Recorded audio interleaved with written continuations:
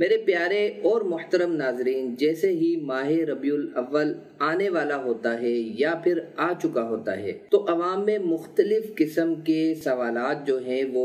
Viral کر دیے جاتے ہیں کہ صحابہ کے دور میں ربیع الاول اتنی مرتبہ آیا تو کیا انہوں نے منایا، یا پھر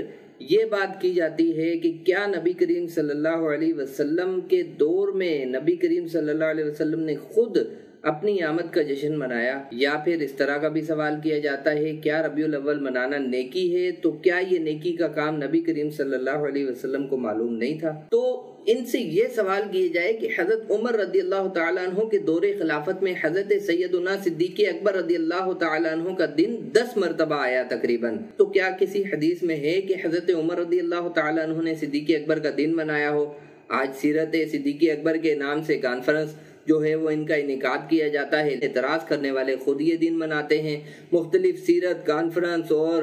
جلوس ریلیاں یہ نکالتے ہیں۔ اسی طرح حضرت علی رضی اللہ تعالیٰ عنہ کے دور خلافت میں تقریباً 6 مرتبہ تینوں شیخین کریمے کے ایام آتے رہے، مولا علی پاک نے کبھی یہ دن نہیں منایا، لیکن میلاد پر سوال کرنے والے صحابہ کرام کے آج یہ ایام مناتے ہیں، اور پھر روڈوں پر بینا فلیکس لگا کر حکومت سے جو ہے وہ اس دن عام تعطیل کا مطالبہ بھی کرتے ہیں۔ اسی طرح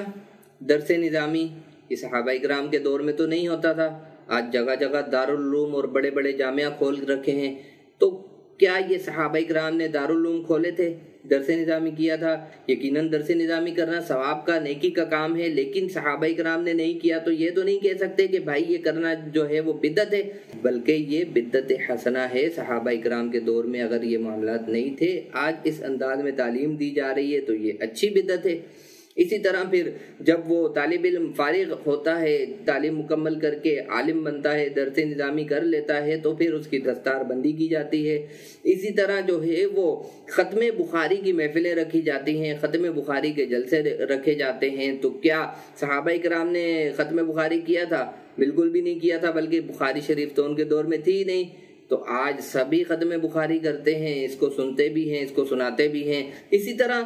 2 ہجری میں رمضان کے روزے فرض ہونے کے باقاعدہ اعلان کے بعد حضور پاک صلی اللہ علیہ وسلم کے دور میں رمضان المبارک 9 مرتبہ آیا۔ کیا اس میں کبھی ایسا ہوا کہ تراویح کے بعد نبی کریم صلی اللہ علیہ وسلم نے درس قرآن کیا ہو؟ آج جگہ جگہ پر رمضان میں آپ جا کر دیکھ لیں، تراویح کے بعد درس قرآن کی جو ہے وہ محفلیں ہوتی ہیں، درس قرآن سنایا جاتا ہے۔ ہمارا سوال یہ نہیں ہے کہ آپ لوگ کیوں کرتے ہیں، بالکل یہ کرنا چاہیے، یہ بھی ثواب کا کام ہے، لیکن بھائی جب یہ سارے کام کرتے ہو تو میلاد پر انگلی سوال کیوں اٹھاتے ہو؟ میلاد شریف منانا اصل میں ہے ہی نیکی کا کام، اس کی اصل نیکی کے کاموں پر ہے۔ تو